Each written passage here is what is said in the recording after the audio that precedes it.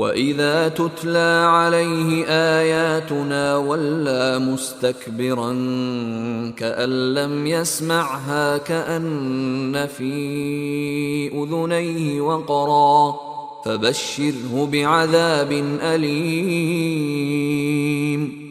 إن الذين آمنوا وعملوا الصالحات لهم جنات النعيم خالدين فيها وعد الله حقا وهو العزيز الحكيم. خلق السماوات بغير عمد ترونها وألقى في الأرض رواسي أن تميد بكم وبث فيها من كل دابة